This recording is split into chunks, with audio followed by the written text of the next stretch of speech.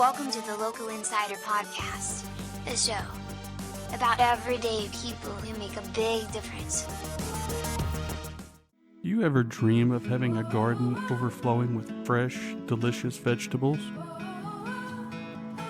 Now you can, without the backbreaking work. Up Jack Creek Farm brings the bounty of the garden directly to your doorstep.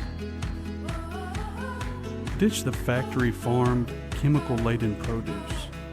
Get real, locally grown vegetables, bursting with flavor and nutrients.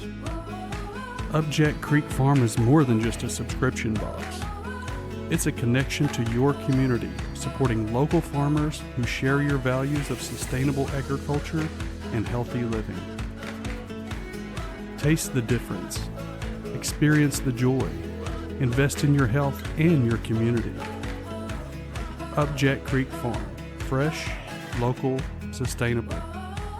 Delivered weekly. Visit us online or call today. Welcome to the show. Hey, glad to be here. So do you prefer to be called Donald or Donnie? I'm military, so it's Keezer. Keezer, okay. But you can call me Donald, Donnie, Keezer, whatever. Okay. And speaking of the military, what is your story? Were you born in? I know you're from Paris, right? No, I moved to Paris in the 1980, 79, 80 year. And where did you move there from? Okay, it's kind of a long story.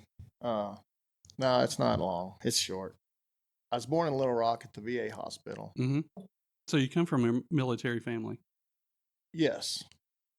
If I could just get you to pull that microphone a little bit forward my way. There we go. And then angle it toward you. There you go. Perfect. All right. Probably trying to cover my face. Oh, no, I don't have a face for camera. Like you said, I'm a radio guy. No, just kidding. No, I was born in Little Rock at the VA hospital. And all the family on my mom's side is from Johnson County, Clarksville, and around.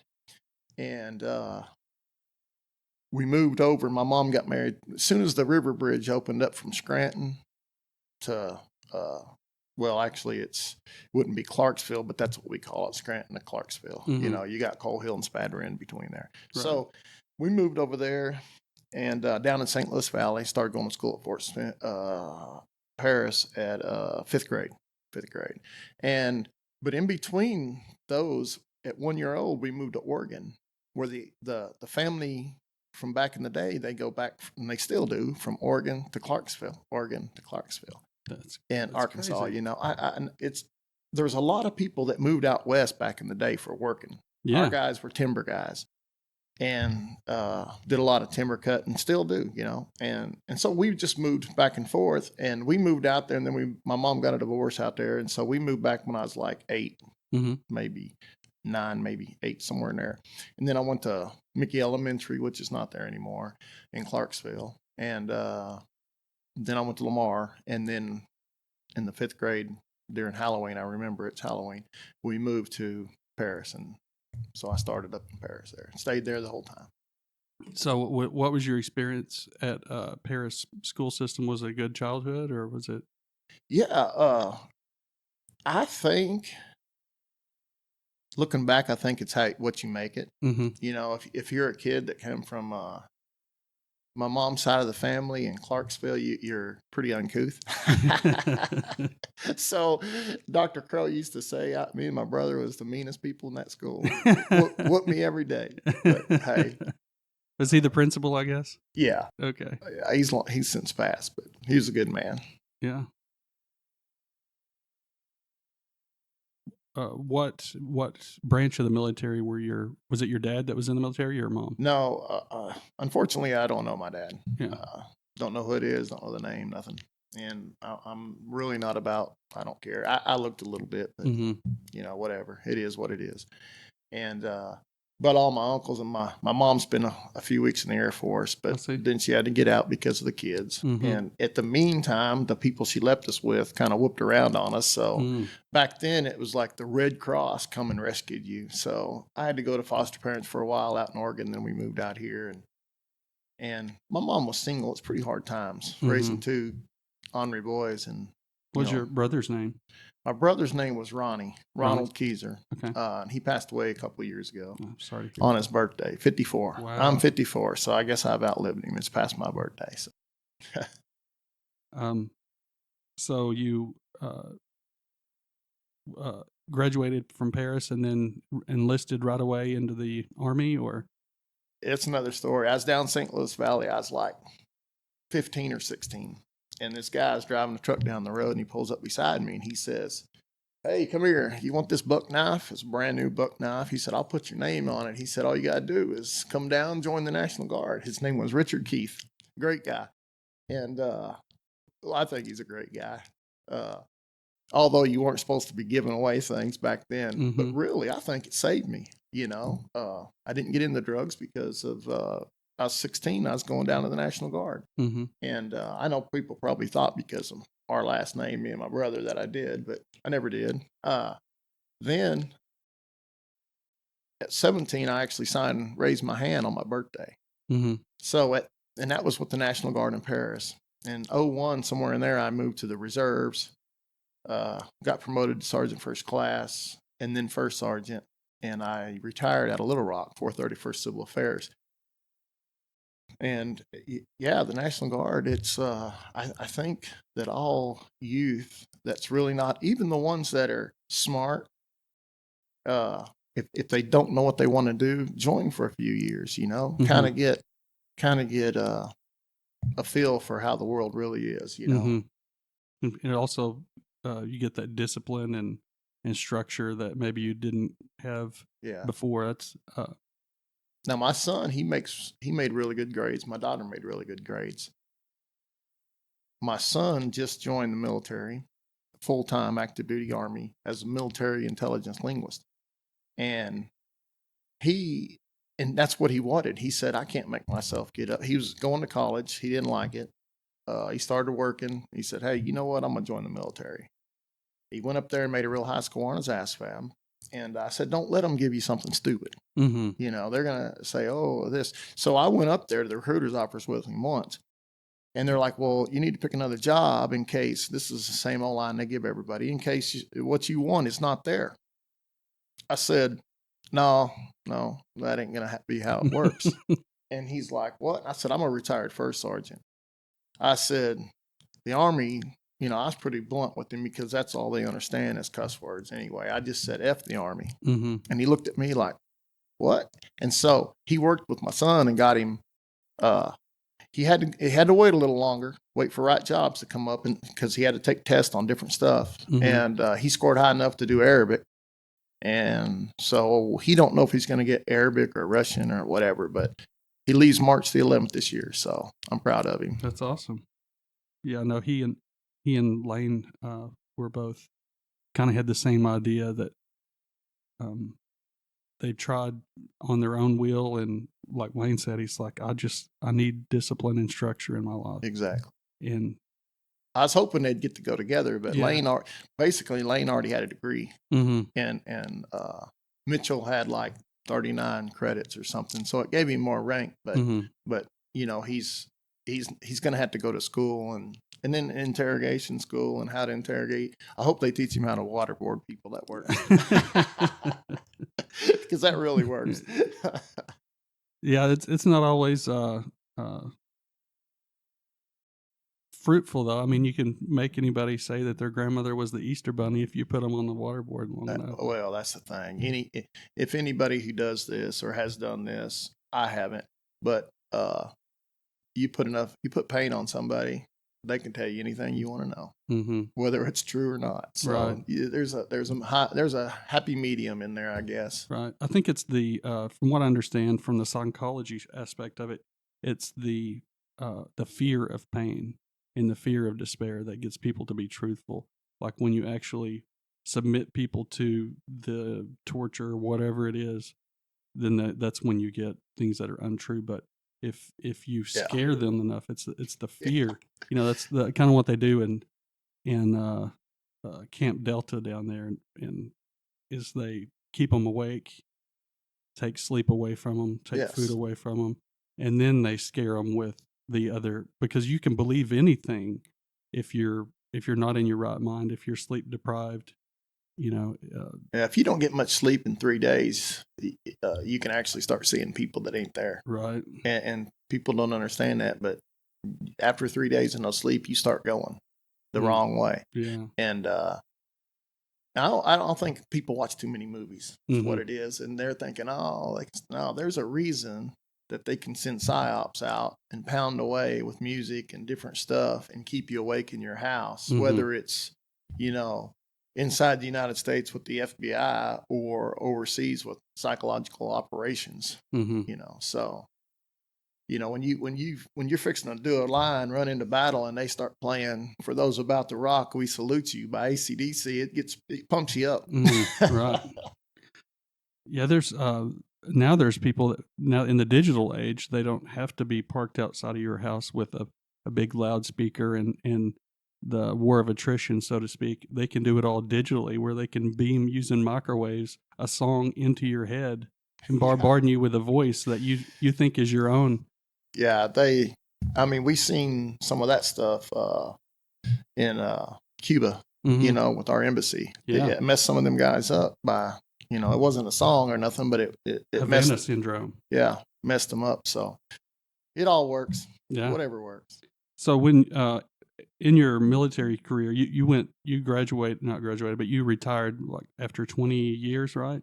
No, I 37. 37. And Wow. 30. No, not in 37. I graduated at 37 or retired at 37. Oh, 37 20 years years. old. Okay. On my birthday, I had 20 years in.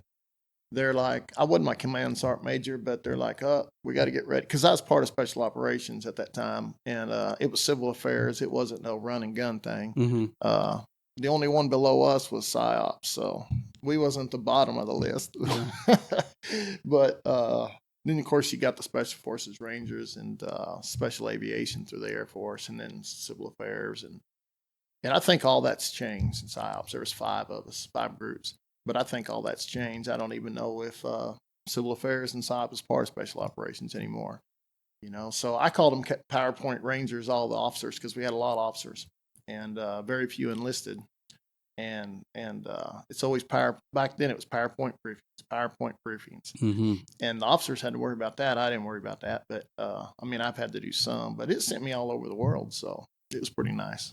So what would be, I know you can't get into privileged information, but what would be an example of what the Civil Affairs division of the Special Operations, what would be one of their duties or tasks? The biggest thing is what they say, you got to win the hearts and minds of the locals, right? So let's say we went to work for some, we changed around. And so like right there around the end of 2003, I started in March of 2003. I left Fort Bragg. We flew out of there, got to Kuwait, went over the border, and it was pretty chaotic. And woke up we didn't make it to where we was going. Woke up the next morning, and we had parked beside a semi truck. And I just got out and climbed on the back of the semi trailer, flat trailer, and went to sleep. Woke up the next morning to all these Apaches that had crashed and shot down or whatever, and they were coming by on all these trucks. And I thought, my gosh, I'm in a war, It hit me in my head, and I'm like, golly, this is real. So those were Apaches that the Iraqi forces had shot down? Yeah, most of them crashed. Got sand or something in it and went down. User error type stuff. Yes. Sand's hard on everything, And some of them got shot down, I'm sure, but a lot of them was just because of the pulp sucking up sand. And 2003, that was the shock and awe campaign, right? Yeah. It's they did that, and then after they got done with that, and I wasn't in the very front. I was, right behind that Jessica Lynch thing.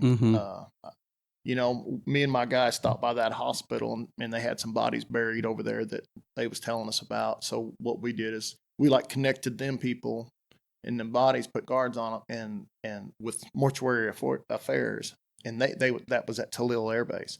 And so that guy come in, and I said, I don't see how you do this, man. They're buried. The dogs are trying to dig them up, but they're still soldiers. And he said, I give them more respect than I do anybody. And I thought that was pretty awesome. Bring a tear to your eye, Yeah. And then my guys were like, hey, we want to go see where Jessica Lynch was laying. And I'm like, I ain't going in that nasty hospital. It's like 10 stories high, stuff just laying around, syringes stuff, it's nasty, and they all went up and looked, and I stayed downstairs, but it's an eye opener when you go to different countries and see different things. And there's so much difference and all that. But back to the winning the hearts and minds. We had some 82nd Airborne come in, and I believe it was December or somewhere in there. A new group came in, and this was just below Baghdad. I had moved up, and then I had moved above Baghdad, and I've been by Fallujah. A little 4-man team, 5-man team, 4-man most of the time. And he came to us and he's like, hey man, my guys are getting killed. We've only been here 2 weeks and we've lost like 5 guys. And we're saying, well, we didn't say it to his face, but it's like, you quit shooting them, they'll quit shooting you. Yeah. And what happened is like somebody was dumping trash out of a little vehicle. Well, the 82nds, they're in there and they got orders. And really there was no ROE orders at the time, rules of engagement. If they had boots on or whatever, you was told to shoot them because only the military on their side has boots. So, it's one of them things you just kind of got to use your head. And they shot some people up and killed them. So that night, some of them Iraqis came back and set up a bunch of bombs, little IEDs. And then they'd shine a flashlight. And so they'd send a little group of 82nd to go see what was going on. And they'd back away and they'd set it off and kill them. And so we was tasked to, talk to the people and stuff like that. So kind of infiltrate the enemy, see what their thinking is. And we cannot actively gather intelligence. You can't, I mean, you do. I mean, you look around, you gather intelligence, but you can't actively gather intelligence. Like I said, we wasn't war fighters. We was there to make it work to where the good people, we could travel through them, their cities, without interruption, which you never had, and then fight the bad guys, right? So we was never war fighters. I mean, let the Rangers and stuff like that go in and stomp them out. Right. So after your military career, well, while you were in the military, you got married, right? I got married in about 4 years after I was in the military, in 91. Yeah. And I joined in 87. And where did you meet your wife? She was at Dairy Delight, working at Dairy Delight. Really? Paris. Yeah. Not very, it's just, she was in there, a waitress, and I'm like, hey, you want to go out? And she's like, and it took a few times, and then finally she went out with me. And, but to go back to that retirement real quick, because I'm scatterbrained, I'll be all over this place. When I went to retire, like I said, they was getting ready to go to Afghanistan, and I had my 20 years. And I waited for my letter, got my letter, and I ended up with 20 years and 10 months, and I'd already had my combat. And I'm like, I don't want to go to Afghanistan. I had a guy killed in Afghanistan, and they made a big deal on, boy, they got killed in the training exercise. They did this, and this guy's name was Kyle Sightsinger out of Tulsa, Oklahoma. He used to be in the Marine Corps. He is a heck of a guy, young guy, and he got over there and got in a weapons cache with 10th Mountain, and they call it a pink cloud. It just went up, and so did everybody else that was there, But yeah, Tammy, heck, I've been married for 33 years this year. Oh. And, it's one of those things you just got to work through your whole life on, and me being in the military and my background where I came from, she's had to deal with me a lot more than I've had to deal with her. She was a school teacher, now retired, right? She got out after 15 years. Yeah. She just, the rules change and how you can talk to the people change. And then a lot of, depending on where you're at, the principals, back up the parents, and then that leaves it rough on the teachers. And, and then the superintendent, he backs up the teachers or the principals and not the teachers sometimes. But it's different everywhere. It's just where she was teaching, she just thought it's time to go, At County Line. County Line. Yeah. I didn't want to mention no name. I know. In the heart of Logan County, where the community savors the taste of Mexico. There's a name you can rely on: Penjamo Mexican Restaurant. Since 2003, Penjamo has stood as a culinary cornerstone, the go-to place for celebrating successes and sharing moments with friends. For 2 decades, Penjamo has been the cherished destination for celebrating life's most precious moments. Whether it's a graduation, a birthday, or a moment you said yes to forever, Penjamo has been there, woven into the fabric of your life. Join us tonight and savor the authentic flavors of Mexico. Penjamo Mexican Restaurant, satisfying Logan County's cravings since 2003. Kieran and Lane both, speak highly of her. Of course, Lane and Mitchell grew up together. So what, you retire, and then what do you do after retirement? Do you work after that, or do you?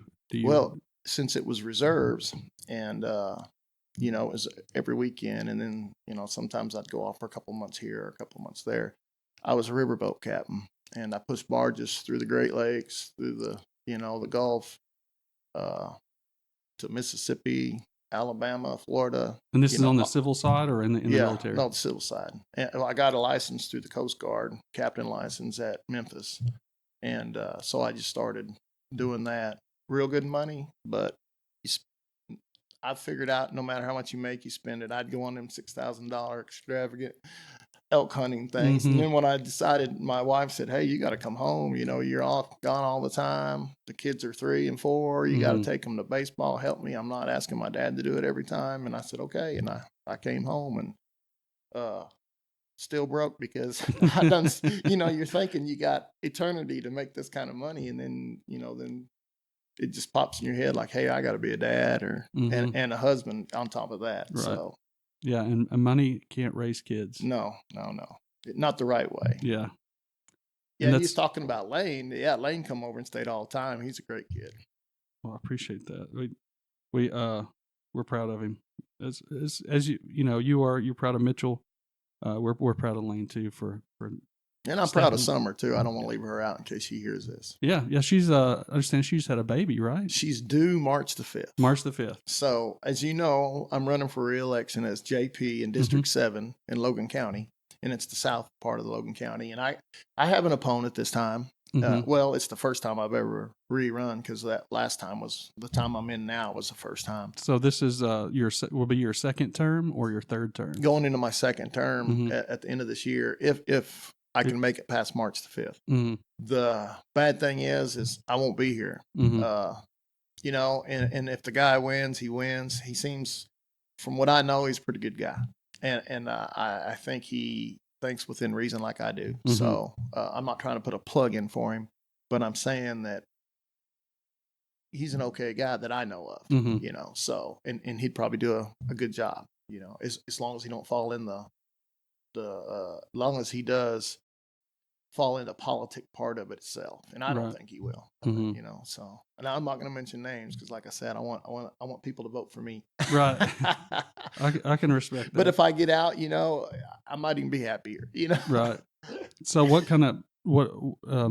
being a justice of the peace, what kind of work does that involve? What is not like it sounds. Right. Not like it sounds. I know you can marry people, but I think people need to go to God and get married, but I've never married anybody, and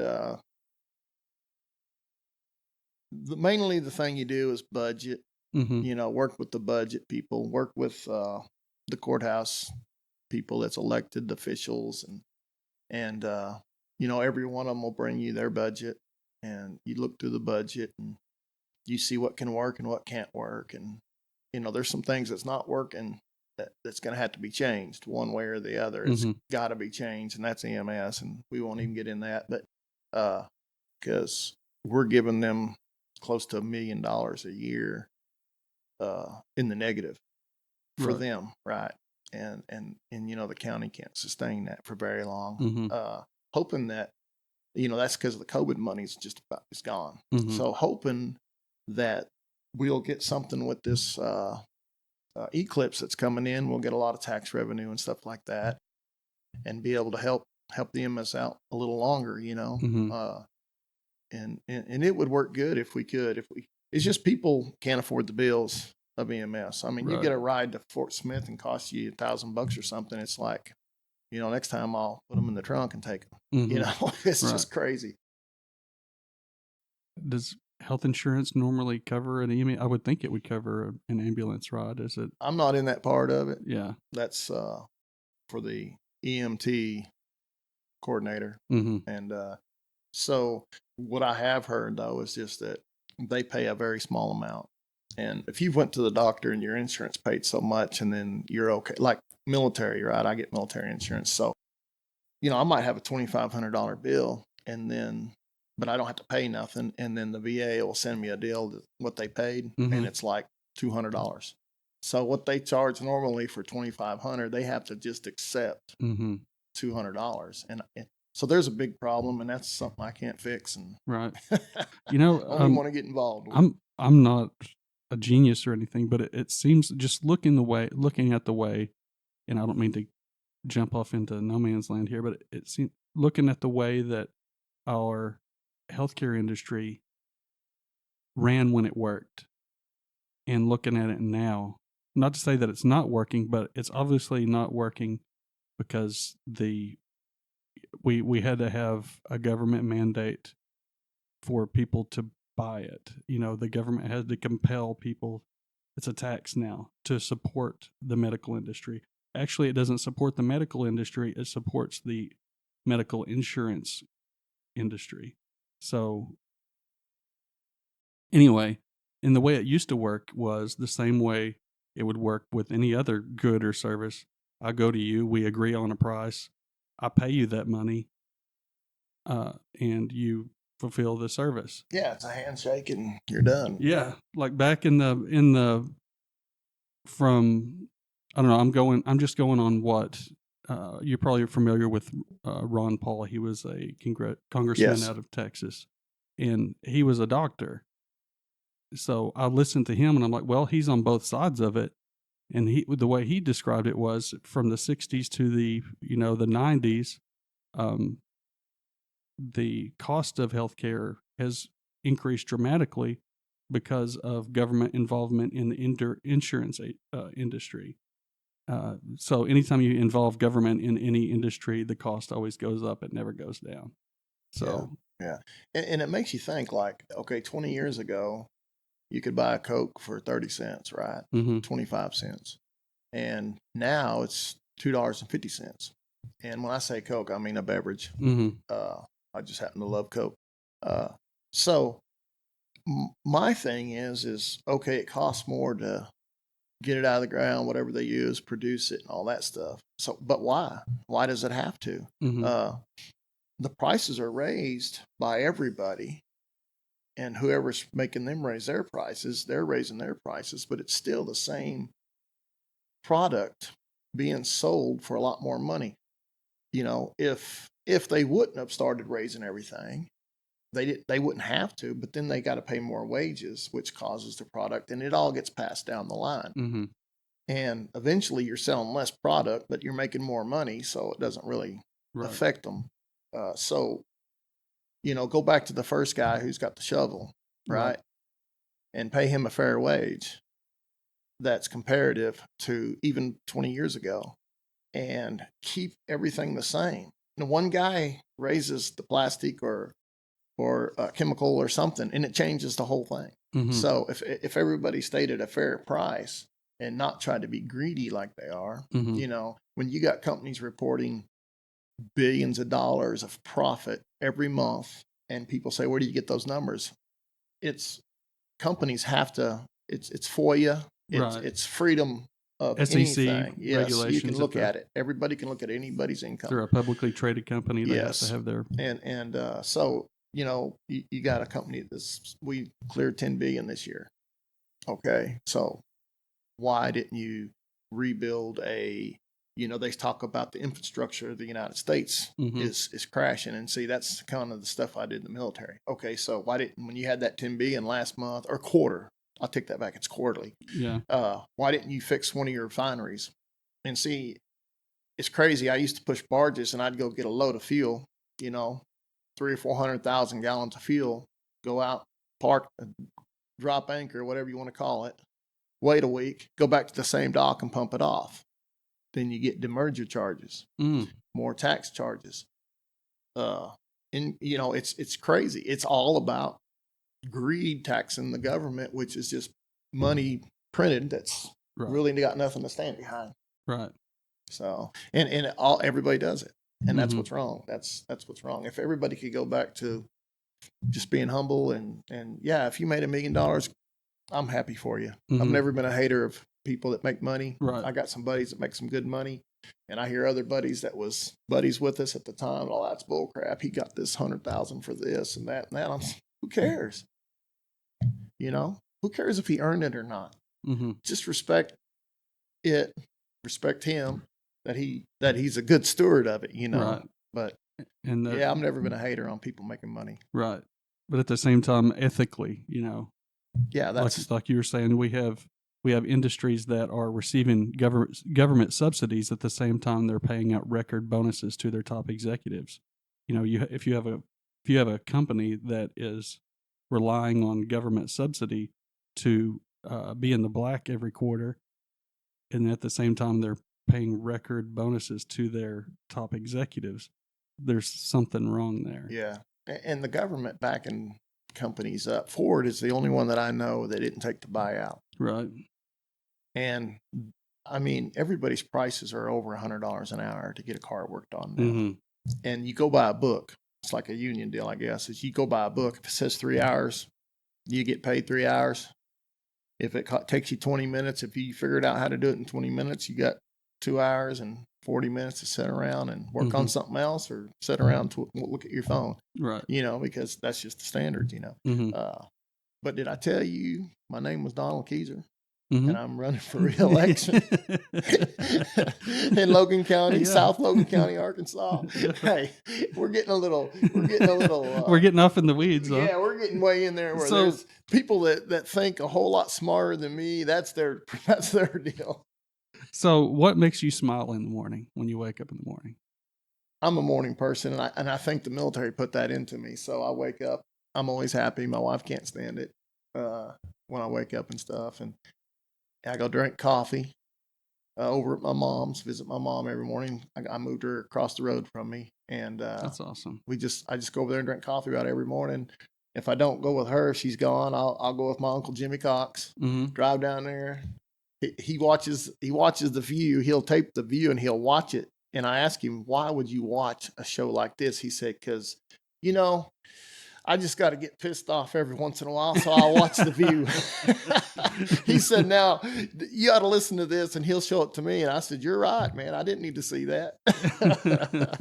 So do you still PT, or are you taking it easy? I'm taking it easy. Yeah. I've got artificial hip. Yeah. And I got that 2 years ago, so I'd have been around 52, 51 when I got it. And I have problems with it. I don't think they can actually do a hip or knee or something that doesn't cause a little bit of problem somewhere. It's better than it used to be, but by the afternoon, 3:00, it's hurting, wearing out. You're ready to go in the house. Yeah.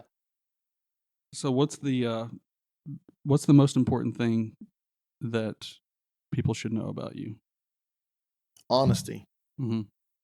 A liar and a thief, I can't stand. And now listen, when I was 12, 13 years old, running the streets, or 8 and 9 years old, running the streets in Clarksville, Arkansas, I was a liar and a thief because, if I found something, I didn't go in people's houses or nothing like that. Don't get me wrong.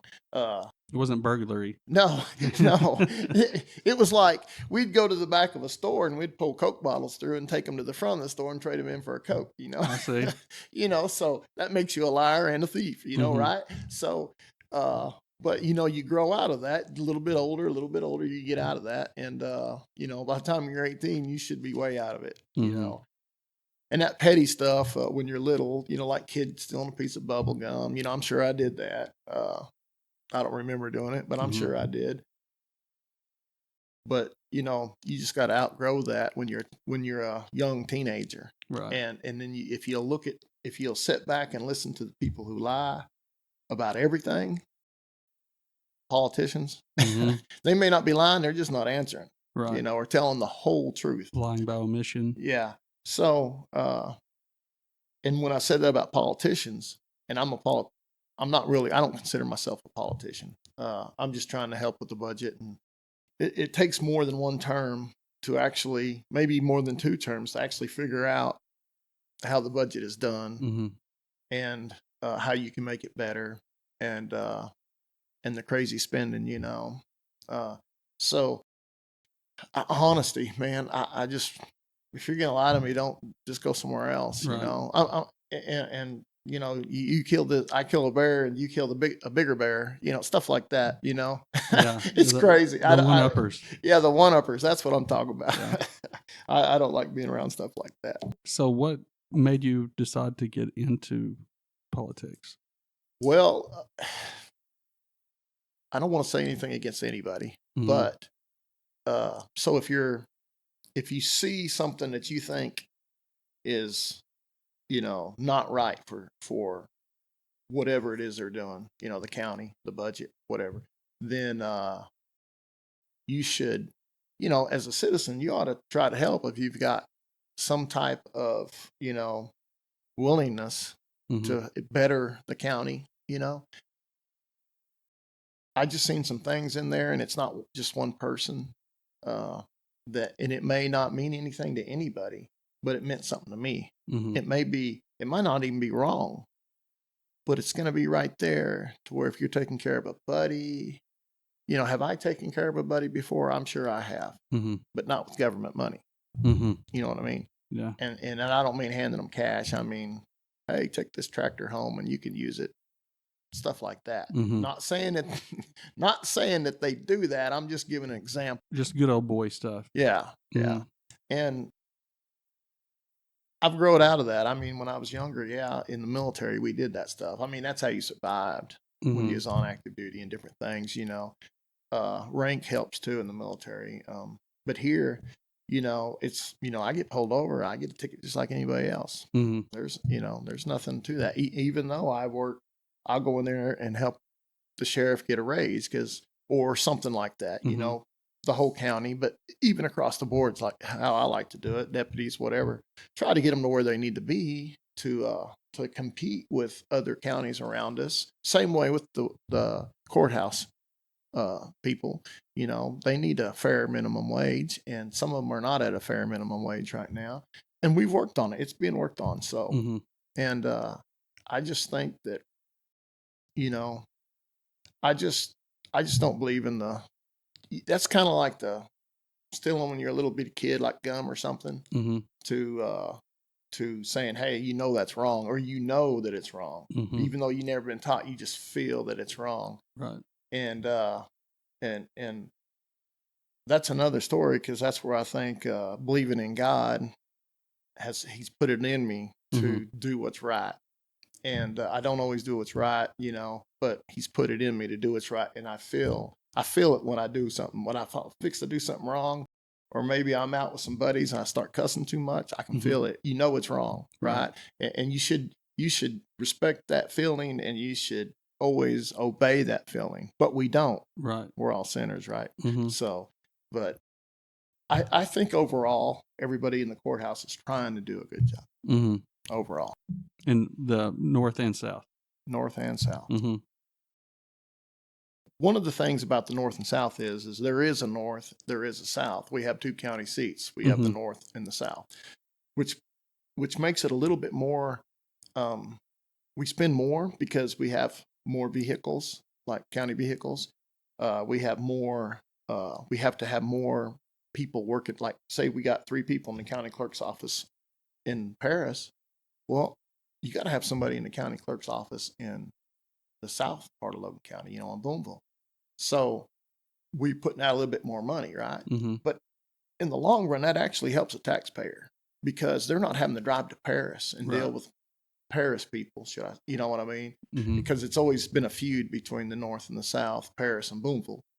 I just thought it was in football games, but it's in everything. And Is it still, or do you still see that? I Or do. Yeah, they're from Boonville. You hear that. I'm like, really? well, I'm in South. I'm in the South part of, and I like these guys over here. Mhm. They're just, it's like two guys. It's like me and you if we never met each other, but we were both type A personality men, and we bumped into each other over something, and we're going to fight over a jar of peanut butter or something. Well, if we would actually been raised together, we'd been buddies, Right. right? But you're not. You're apart. So somebody throws in the, hey, he played for Boonville or he played for Paris, and Tribalism. and it just, Yeah. yeah, exactly. And it's like me and that guy probably would have been best buddies growing up. Yeah. But since he was born across the the mountain, Yeah. we hate each other, supposedly. So speaking, I'm going to take one quick break. I'll be right. Is the world feeling a little too loud? A little too fast? Step into Iraqi, where joy blooms in every cup. Discover a world of exquisite teas, each one a symphony of flavor, served with a smile. Find your moment of zen in our tranquil tea room, or take a taste of serenity to go. Explore our curated gift shop, where joy takes tangible form.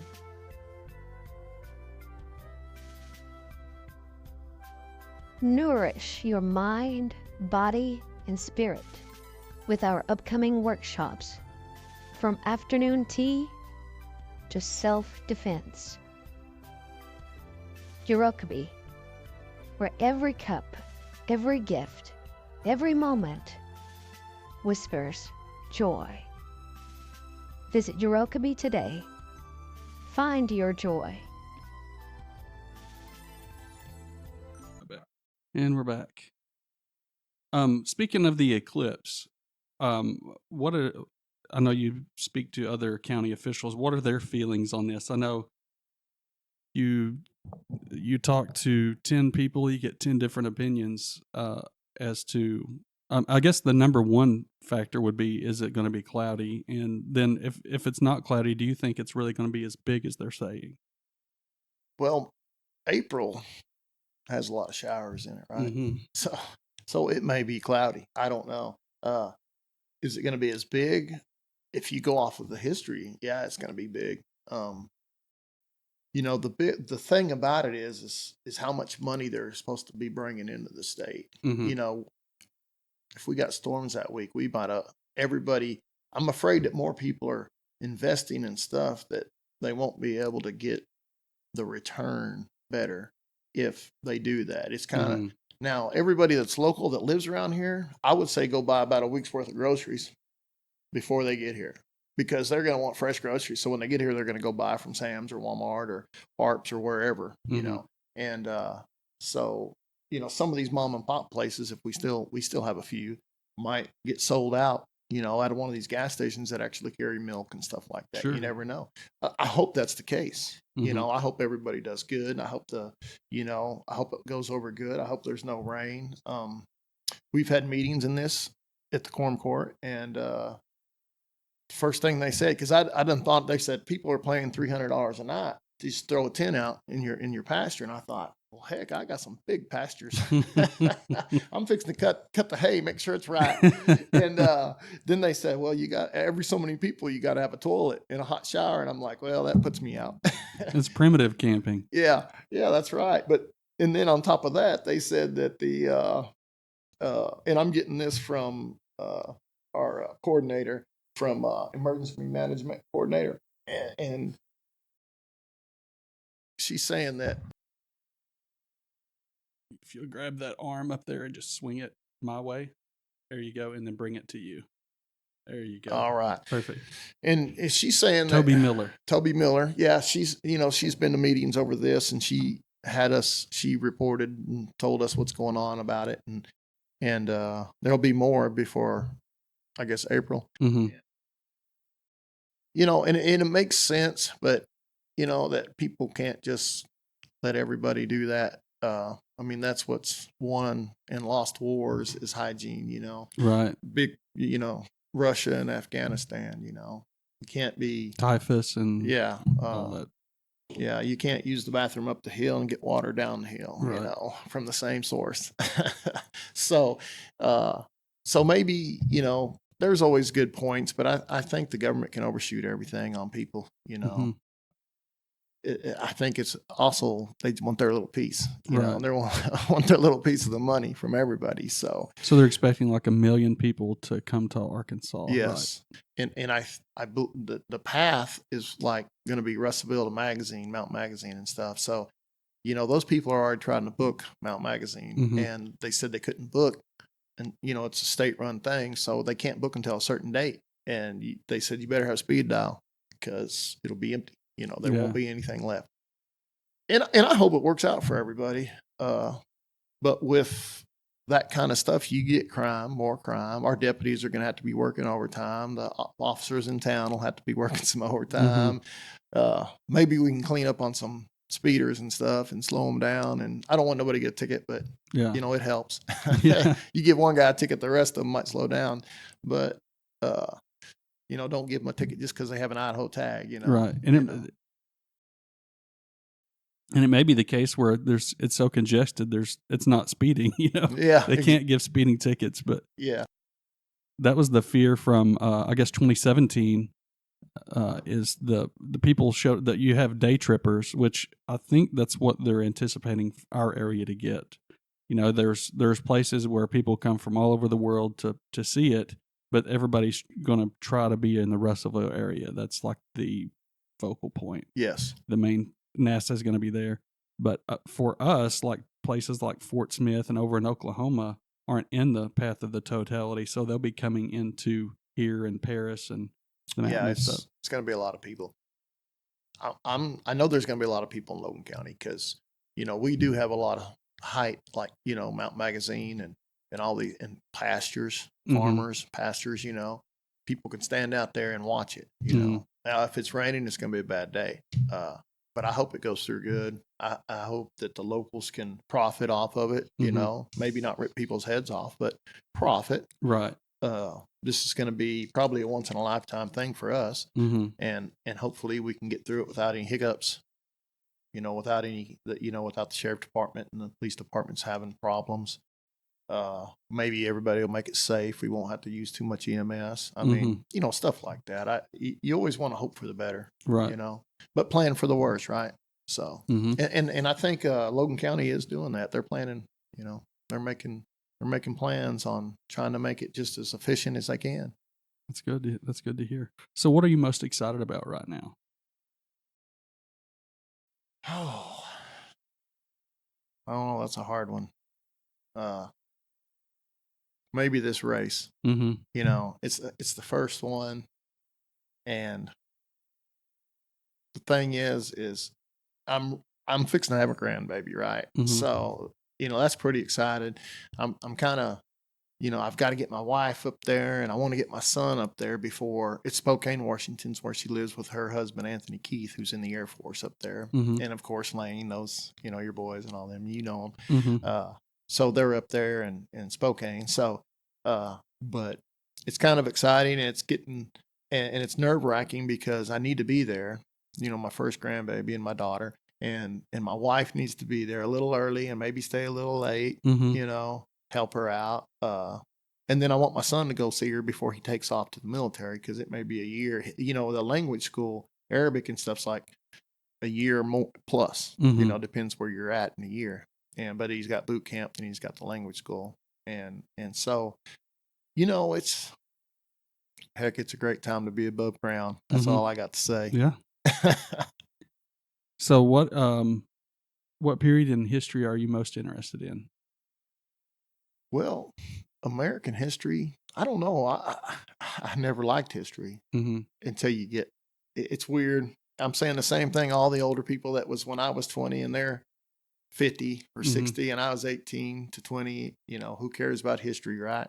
Now I'm at 54 and I'm saying, daggum. So I listened to a podcast on, it started in the American Indian War and when, with Washington Mm-hmm. and General Washington and all that stuff. And it's pretty neat how it's all came together. I'm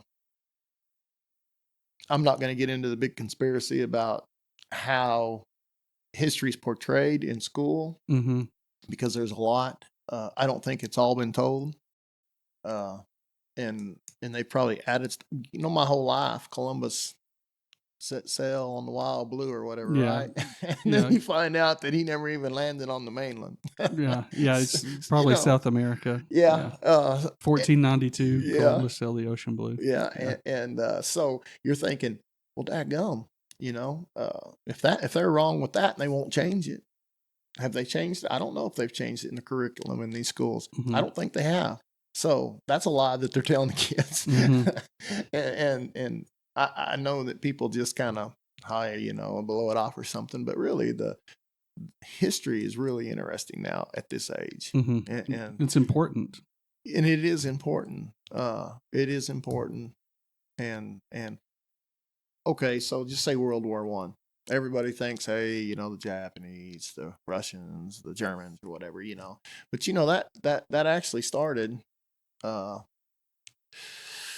like over around Bosnia area. Some guy got assassinated over there. And Archduke Ferdinand. Yeah, you know more about history than I do. I just can't. I got bad memory. I tell people I've had to deal with too much uranium. Oh yeah, depleted uranium in them tanks burning, and you're driving down the road, and these tanks are all burning on fire, and people laying on them burning, and you got that depleted uranium. So that's been my excuse. It couldn't have been no beer when I was 17. I did quit drinking in 1993 and haven't had a drop since. And, when I was over in England and Wales and stuff, I got poked fun of by them guys. And I'm like, hey man, I just can't do it. I made a promise to God. If he let me live that day, I wouldn't do it no more. And guess what? I'm not doing it no more. Yeah. And I'm alive. And I'm alive. That's right. At Tyler Ford in Boonville, trust and tradition matter. For 27 years, we've been your hometown dealer, making car buying easy and stress-free. Our family tradition is built on trust. And when you choose Tyler Ford, you're choosing generations of satisfied customers. With a commitment to excellence and your satisfaction in mind, Tyler Ford offers a range of vehicles to suit your needs. From the latest models to reliable pre-owned options, we're dedicated to find the perfect fit for you. Visit us in Boonville or call us at 479-675-2313. Let us show you why generations of families choose Tyler Ford. Because we're more than a dealership. We're part of your community. Tyler Ford, where trust meets tradition. I got a question for you. Mm-hmm. Is there any investigative journalism anymore? I mean, is there people that's going to go out and, I know some people ended up dead, that like got the youngest Pulitzer Prize winner. He ended up getting, I would say he got smoked. They said he had a car wreck, but if you've ever seen how explosions and things work. Sean Hastings. Yeah. Michael Hastings. Michael. Yeah. And it's kind of like, wow, but he's the one that took down a 4-star general, I think it was. Mm-hmm. And he had something on somebody else. Mm-hmm. And he just, he died. So there is different ways you can look at the system. Mm-hmm. And that might be why there's not a lot of investigative journalism anymore. I think people's just grown out of it. They just have narratives on one side and narratives on the other. You watch CNN, you got to hate the white man. You watch the other side, Fox News. Say Fox News, and they twist it to where, it might be the black guy that you got to watch out for, because of this, and this. So, then you got Newsmax. I'll tell you what I did. I canceled my DirecTV over a year ago, $179 a month. Yeah. Best thing I ever did. Yeah. People say, "Did you see something in the news?" I'm like, "Nah, what was it?" Yeah, it's interesting you asked that question. I've been a news hound most of my life. I grew up watching the news with my grandpa. I got the TV for the entire day, but when the news was on, we had to watch the news. So I sat there and I watched the news. That way, when it was over, I could change it. Yeah. Yeah. So, and I love journalism and the news and knowing what's going on, and that translates to having a love of history. The reason we don't have a lot of, and I think there are some good investigative journalists. I would say Tucker Carlson's probably the best one right now. That and there's plenty. There's name one in Arkansas. That there's some. There's Keith. If you hadn't asked me, I could tell you his name. But there's one. I'll send you his name. But he stays in Little Rock. Well, I don't mainly. need to know him. I'm Yeah. just saying, Yeah. name one. You used to like to see, like, hey, an investigative journalist is saying, hey, man, look here where Whirlpool dumped all this chemicals in these wells. They drilled around all these homes that were built, and people have well water because that was before, the city had all the lines and stuff. So, and all these people died of cancer. That's the kind of investigative journalism I like to see, and you don't see it no more. So, like on a local level. Yeah. Another one would be Glenn Greenwald. Yeah. I don't know if you know who that is, but he's another good one. You can buy Matt Taibbi. You can buy a pig farm and then for $1 million, and then turn around and sell it to the government for $6 million. So your pig stuff don't go off into the Buffalo River or White River or Mulberry River, whatever. I can't remember which river it was, but stuff like that. Just it needs to be. I just think people need to know that somebody's watching them and keeping them accountability. Yes, and I think that's probably why you're not seeing a lot, because there's, in times of liberty, the government fears the people. I think it was Jefferson or maybe been Franklin that said this. In times of tyranny, the people fear the government, and I'm afraid we're on that pendulum swing. Yeah. But it seems, I'm hoping, is at least with respect to the United States, that we're starting to swing back the other way. There are some victories on the side of liberty that are happening. Yes. And I think our First Amendment, the founding fathers that created this nation or helped create this nation, knew the recipe to make a lasting liberty, and they put the First Amendment first because it's the most important, and because they knew that if you as a journalist couldn't report and keep the government accountable, if they can control your speech, they can control your thoughts. Yes. So and one of the things about that is you got one major news network with their little shows that say, Mr. Whitey, you know what I mean? Mm-hmm. And the other one saying it the other way. Mm-hmm. And what it does is it's like they're both on the same team, mm-hmm.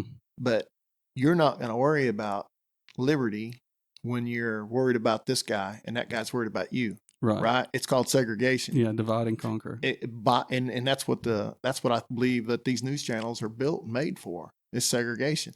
It's like having you can ask most black people, they're like, what do we need a black national anthem for? Well, who put that out there? Well, I bet if you go down to the roots, it's a white guy, right?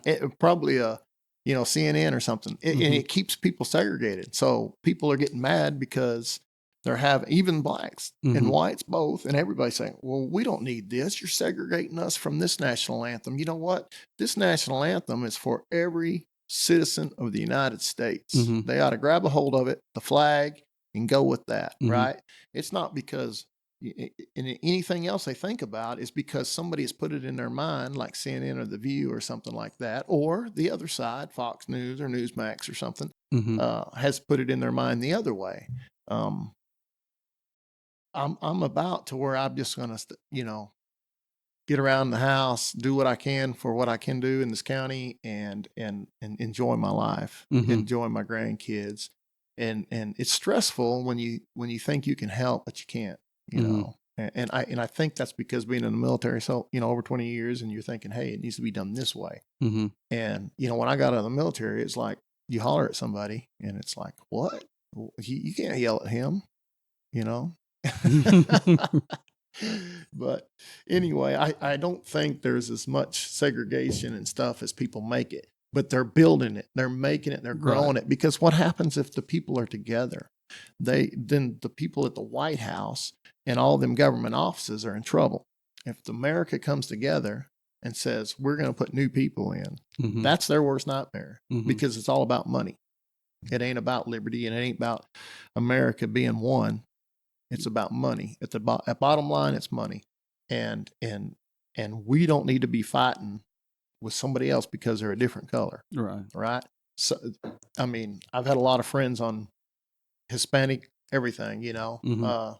So Sean Bates, he's a Mhm. Mason, right? He's got stuff being built everywhere. He Mhm. calls me all the time, says, "Hey man, could you come over here and pick up a pallet for me?" You know, and he's not like he's paying me to work for him. Mhm. He's just sometimes he needs help, and I help him. Mhm. You know, make him pay for fuel and lunch though. Yeah, it's I think anybody that is can be intelligent, and I think when you are fed a narrative and you are told to believe this narrative enough, you at some point you have to give up what you know to be right and believe what you know to be wrong. And I mean, I was raised in the 90s, 80s and 90s. I mean, growing up, all my heroes were black people. I grew up watching Fresh Prince. Michael Jordan was my hero. Another hero was a Chinese American, Bruce Lee.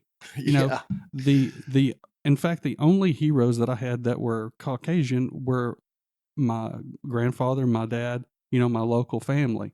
And not to say there weren't some Joe Montana or something like that, but to me, it was Michael Jordan, Bruce Lee. You didn't like Larry Bird? Come on. I didn't.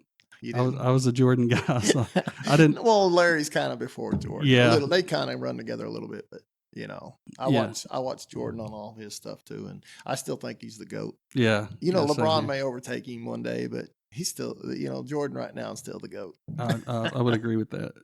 So if you're to tell me, and I live in Arkansas, so what do I know? I'm one person in Arkansas.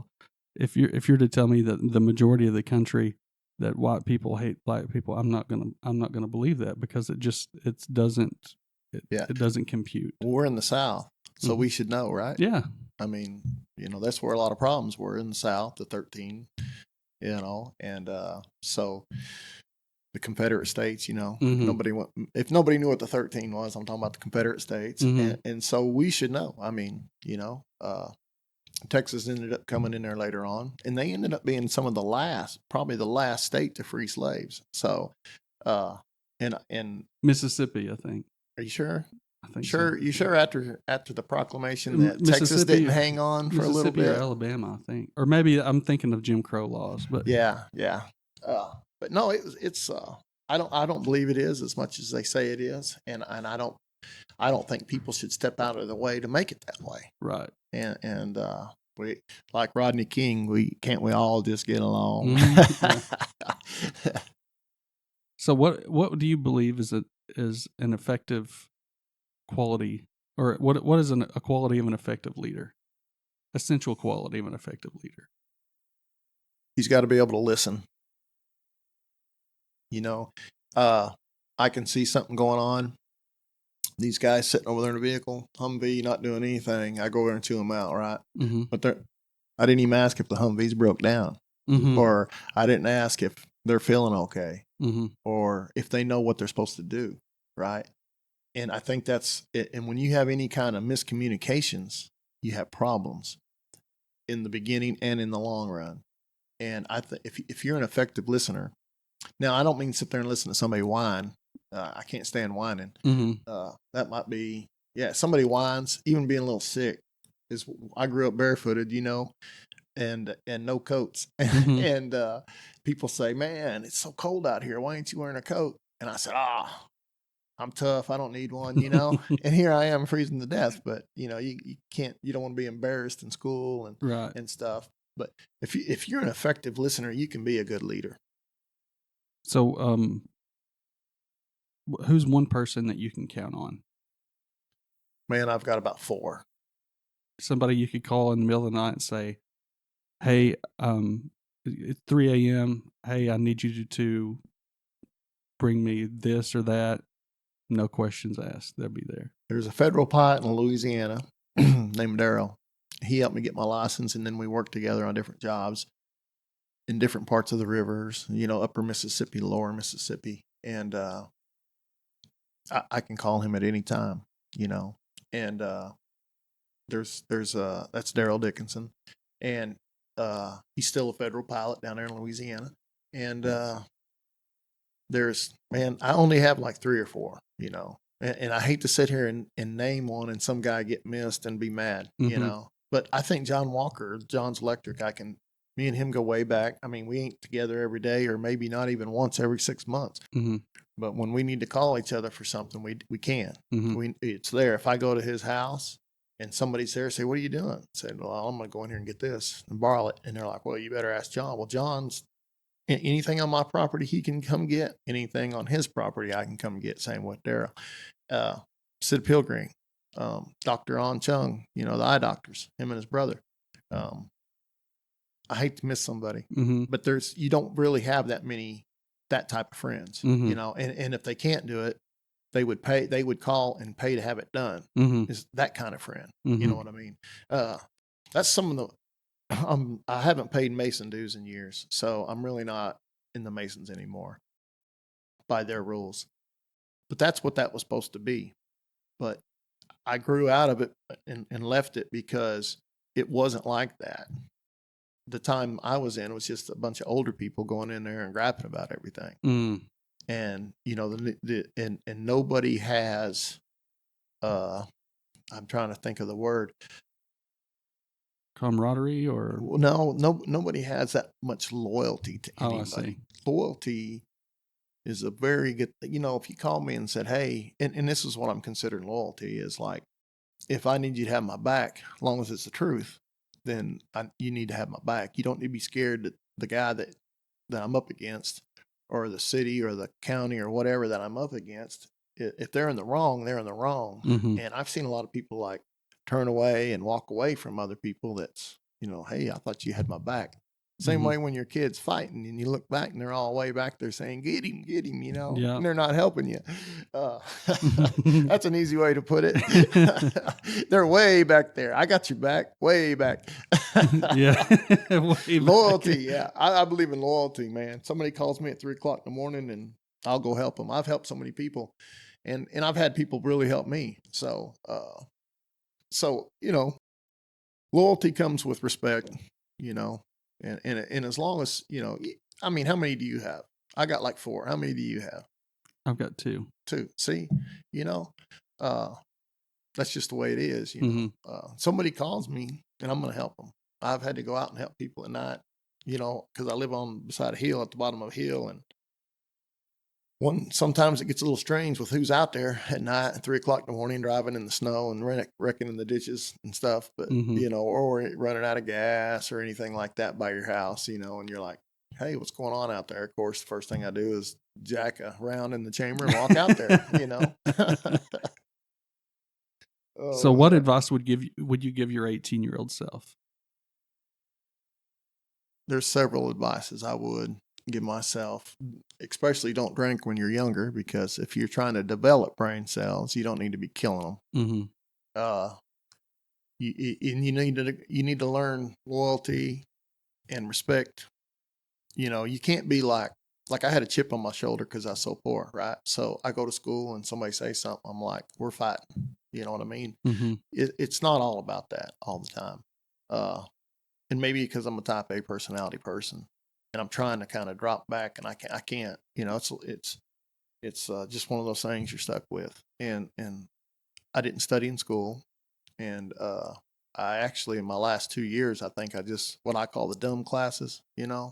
Some people need to be there, and some people don't. I don't think I would have needed to be there if I'd have just paid attention. There was a couple teachers in school that really helped me out, and I'm grateful for that. But you gotta help yourself in order for somebody to help you. You know what? Right. Understand what I'm saying? It's like, this teacher wants to help you, but you're not going to go home and do your homework. Then she's wasting her time. And that all comes down to desire and motivation. Yeah. And I think if you could look, especially at this age, my age, I'll say it like this, like I tell people, so it sounds real old. I'm over a half a century old. So that sounds old, don't it? And so No, because I'm not far behind you. yeah. Well, and so if you look back at your 18-year-old self, then you got to go back to about your 8-year-old self and say, man, there's a time to study and a time to play, and they need to be separate, and the study needs to come first. And I've heard that all my life, and I've laughed at those people. And now, when I get around 30, I'm like, damn, them guys were right. Yeah. I should have paid attention in school. It made it hard in college, Right. really hard. Some of us have to learn the hard way. And Yeah. that's what I tell my wife, I said, they come from me. They're going to have to learn the hard way. I can tell them, and I do tell them the right way to do things, but they're like me. Yeah. They have to learn it on their own. Yeah. My son, he's not like me. He's like his mom. So he's like a gentle giant, 6'4". And what's sad about those kids, your son too, and everybody in that COVID time of graduating, Mitchell made All-Star in basketball, and so did his coach. And so they kick them all out of school because of COVID. And at the end of the year, they send Tammy home with a box of trophies and all this. He never met the other kids around the state that made All-State, or the coaches or anything. Didn't even get a photo that year. And that, I think, put him into a little bit of a depression at the time. But we worked through it, got him up going, get up, get outside, do something. And, because he's used to, and I hate to say this because he's going to be mad at me, but I think young people feel this, because I did. It's like when you're in school and you're like the top, let's say you're the quarterback, all the younger kids admire you and want to be like you, right? So Mitchell had a lot of, the basketball players at County Line are like those kind of kids. They're like quarterbacks, right? They're the football at Boonville. Yeah. It's basketball at County Line. And so then those kids get sent home, and the trophies get sent home later in a box. It's going to be depressing for them, because all those, Lane and Mitchell and, a lot of them kids, just have the elementary schools across the street, or across that little parking lot, and they running over there, Mitchell, or Lane, and all that stuff, because Lane dropping threes or something, and they lose that, and I can understand why they'd got depressed over that. That whole generation kind of got messed up because of that. Well, it looks like we are well over an hour now, and I don't want to keep you too much longer. How can people support you in your campaign? Just get out and vote. I talked to them the other day, and of course, if anybody wants to send cash, I don't mind. Let me see, what's my Cash App? I can't even remember. I didn't believe in Cash Apps or anything. I was trying to be old and not get into that stuff. Next thing I know, I think my daughter or somebody sent something. I need $100. Next thing you know, you got Cash App on your phone. Yeah, because Western Union takes like 2 days or something. Yeah, that Cash App's pretty handy. But then I had my nephew Cash Apping me, and I'm like, no. You hit that. What is it? There's a button. It comes up. I don't even remember. Decline. Yeah. Decline. I ain't sending you $10. Decline. Because you never know what they're saying. What they're doing. But is there anything else that you wanted to cover that we didn't cover? No, I just, people get out, whether it's voting for me or anybody, and that's one right you still have, regardless whether we think that it counts or not.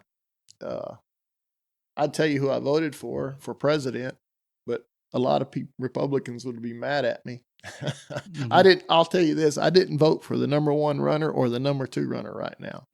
So that's somebody that's not even, they're still on the ballot, but they're not even in the running.